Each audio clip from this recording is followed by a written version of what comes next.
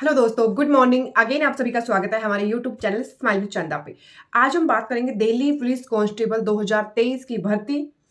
उसमें क्या एज चाहिए, क्या क्वालिफिकेशन चाहिए, कौन कौन सी बीमारियों वाले लोग उसमें नहीं पार्टिसिपेट कर पाएंगे या फिर उनमें मेडिकल में निकाल दिए जाएंगे, और कौन सी बुक जो आपको आज ही खरीद लेनी चाहिए, अभी से तैयारी कर लेनी चाहिए।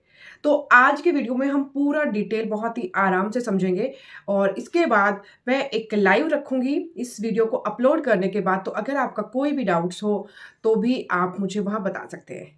Okay, let's start. तो अब हम टॉपिक वाइज चलते हैं। मैंने पॉइंट बनाए हैं, कभी कोई आपके लिए छूट ना जाए, उनके अकॉर्डिंग हम स्टेप बाय स्टेप आपको बताते जाएंगे। अगर कोई डाउट हो, वीडियो देखते रहना, साथ में जो भी डाउट लगता रहे नीचे कमेंट भी करते रहना, और जो अच्छा लगे, जो हेल्पफुल लगे, उसके लिए भी आप मुझे कमेंट कर देना, थोड़ा मोटिवेशन बढ़ता है। तो सबसे पहले हम बात करेंगे कितनी वैकेंसी, कितनी टोटल पोस्ट दिल्ली पुलिस की आ रही है। तो ये 6700 प्लस आ रही है, मतलब 6700 प्लस वैकेंसी आ रही है, जिसमें से 4500 प्लस मेल के लिए और 2200 प्लस फीमेल के लिए आने वाली है। सेकंड कि मोड क्या होगा एग्जाम का या फॉर्म का, और फीस कितनी होगी। तो फॉर्म भरने के लिए भी और एग्जाम के लिए भी आपका ऑनलाइन मोड होगा, और फीस भरने के लिए जनरल और ओबीसी के 100 रुपीज है, बाकी SC ST और जो भी और बच गई फीमेल का 0, कोई फीस नहीं है। थर्ड हमारा टॉपिक है कि फॉर्म किस तारीख से भरे जाएंगे।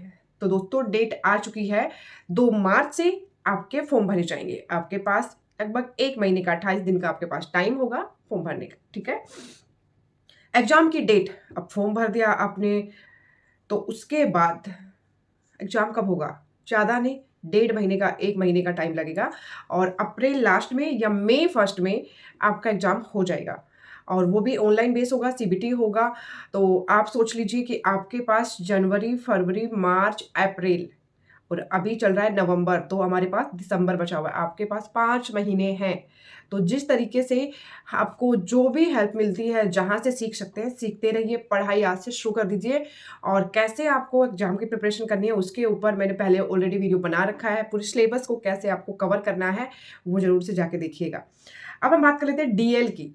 तो DL ओनली फॉर मेल चाहिएगा, लड़कियों का कोई कंपलसरी नहीं है। लाइट मोटर व्हीकल वाला भी आपका लाइसेंस बहुत बढ़िया चलेगा, 2 व्हीलर हो 4 व्हीलर हो कोई फर्क नहीं पड़ता, बस होना चाहिए आपके पास। हाँ, कहीं लर्निंग वाला मत लगाना, लर्निंग का नहीं चलेगा। जो L लिखा हुआ होता है ना कि अभी तो ये सीख ही रहा है, नहीं, दिल्ली पुलिस में सारे परफेक्ट बंदे चाहिए, ठीक है। तो अपना अभी से आप अप्लाई कर लीजिए और अपना बनवा लीजिए अगर नहीं है आपके पास तो। अब हम बात कर लेते हैं एज की। तो एज 18 से 25 है, ओबीसी को 3 साल की छूट है, और SC ST को 5 साल की छूट है। मतलब 18 से 28 ओबीसी भर सकते हैं, और 18 से 30 SC ST वाले भर सकते हैं फॉर्म। इसके अलावा अगर क्वालिफिकेशन की हम बात कर लेते हैं, तो 12th पास होना चाहिए। वो पास कैसे घिस घिस के हुआ है या बहुत अच्छे मार्क्स लेके हुआ है, उससे तो अभी कोई फर्क नहीं पड़ता, बट एग्जाम में आप कैसी प्रिपरेशन करके आप एग्जाम फाइट करते हैं उससे बस मतलब रहेगा। अगर आप 12th पास है, सिर्फ पास है, तो भी आप फॉर्म भर सकते हैं। मैं एक लाइव देख रही थी जो दिल्ली पुलिस की ही के बारे में बता रहा था, एक बड़ा चैनल। उसमें नीचे बार बार एक क्वेश्चन लिखा हुआ था कि सर मेरे नकली दांत लगवा रखे हैं, क्या मैं दिल्ली पुलिस में मेडिकल में सेलेक्ट हो जाऊंगा या निकाल दिया जाऊंगा। और इसके अलावा भी काफ़ी बच्चों के होता है कि मुझे ये बीमारी है, मुझे विटिलिगो है, या मैं सेलेक्ट होऊंगा नहीं होऊंगा। तो इन सब के बारे में भी हम बात करेंगे। और अभी है बुक्स के बारे में कि ऐसी कौन सी 2 से 3 बुक आपको आज ही खरीद लेनी चाहिए। आज से अगर आप शुरुआत कर रहे हैं और सीरियस है दिल्ली पुलिस में आने के लिए, तो ऐसी कौन सी वो 3 किताबें हैं जो आपको आज ही खरीद लेनी चाहिए। लास्ट में उसके बारे में बताऊंगी, तो यहीं पे हमारे साथ जुड़े रहना। अब क्वालिफिकेशन की हमने बात करी, डॉक्यूमेंट्स की बात कर लेते हैं। भाई अभी भर्ती होने के लिए कौन कौन से डॉक्यूमेंट्स चाहिए। तो सबसे पहला है, अगर 12th पास मांग रहे हैं तो 10th और 12th तो चाहिए। उनकी मार्कशीट भी आपके पास होनी चाहिए, सर्टिफिकेट भी। मार्कशीट अलग होती है, सर्टिफिकेट अलग से मिलता है, जिसके अंदर हमें पास है फेल है वही लिखा होता है, और हमारी फोटो होती है, और जो जिस भी स्कूल से हम पास करते हैं उसके जो मेन यूनिवर्सिटी होती है उसके बारे में कुछ डिटेल्स होती है, और जो मार्कशीट होती है जिसमें हमारे सब्जेक्ट वाइज नंबर आते हैं, वो मार्कशीट है, दोनों चाहिए इसमें, ठीक है। इसके अलावा जैसे जो ओबीसी वाले हैं, हम ओबीसी वाले हैं, बट वो थोड़े मार्क्स की वजह से जनरल में भर्ती हुई हूँ, लेकिन वैसे ओबीसी से बिलोंग करती हूँ।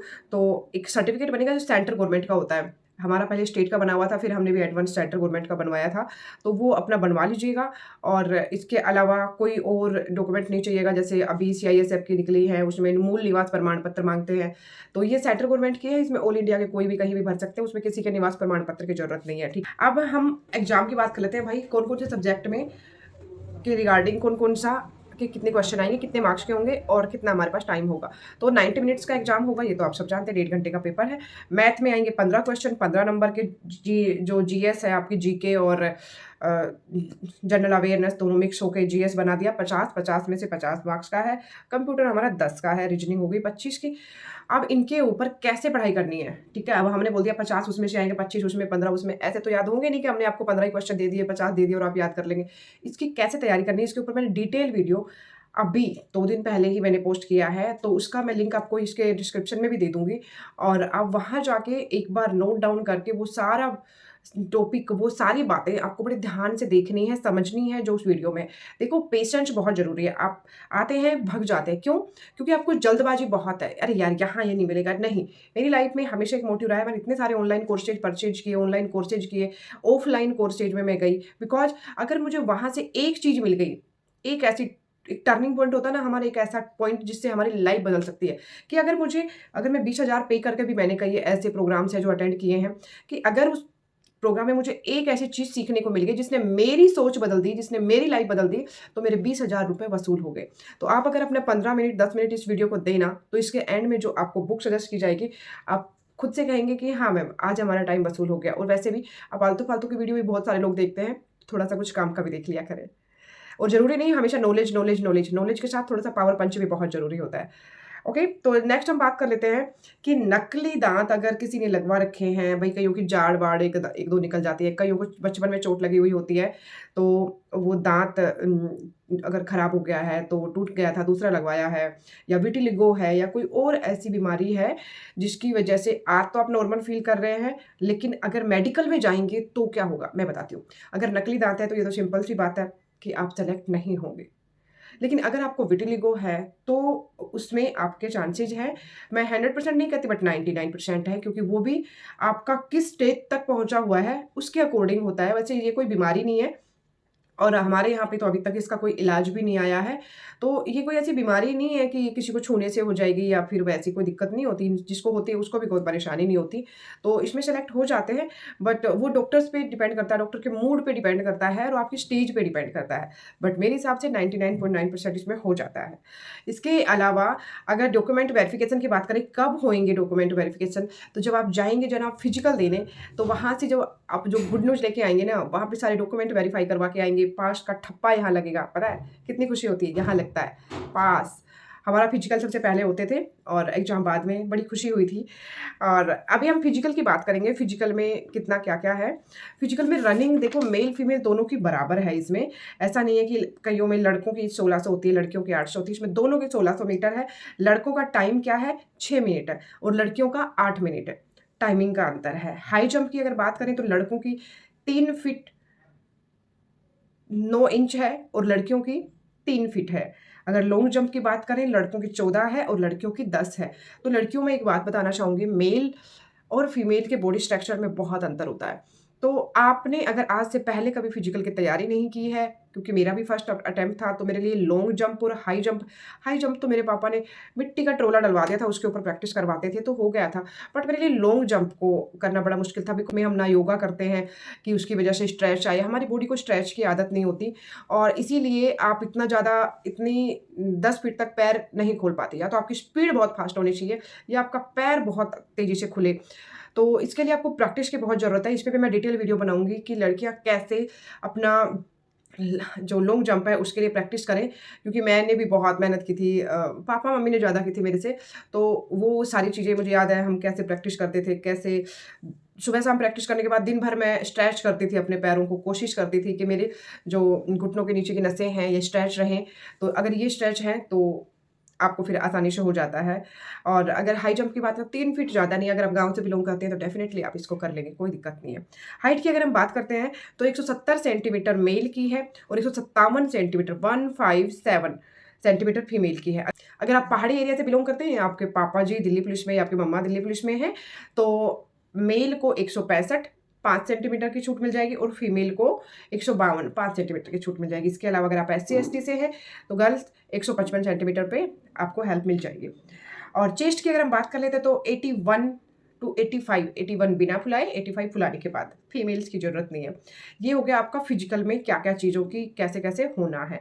अब हम मेडिकल की बात करेंगे, क्योंकि मेरा मेडिकल का एक्सपीरियंस भी मैंने आपको शेयर किया था कि जब मैं दिल्ली पुलिस में कैसे लगी थी, तो मेरी जो जर्नी थी उसका भी डिटेल वीडियो मैंने बनाया, उसका भी मैं लिंक आपको डिस्क्रिप्शन में दूंगी, आप एक बार जाकर देखिएगा, काफ़ी हेल्प मिलेगा आपको। तो हम जैसे गए थे, मैं अपना एक्सपीरियंस शेयर कर देती हूँ क्या क्या करवाया था। सबसे पहले जाते आपको लाइन में लगा दिया जाएगा। हाँ, शायद हम 30, 35 या 40 के लगभग लड़कियाँ थे, मुझे एग्जैक्ट याद नहीं है।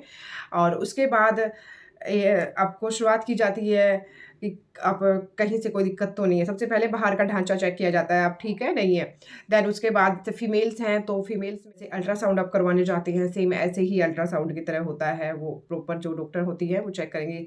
हमारे मेडिकल में स्टार्टिंग में एक मेल था जिसकी वजह से काफ़ी ड्रामा हो गया था, फिर उसके बाद फीमेल डॉक्टर आई थी।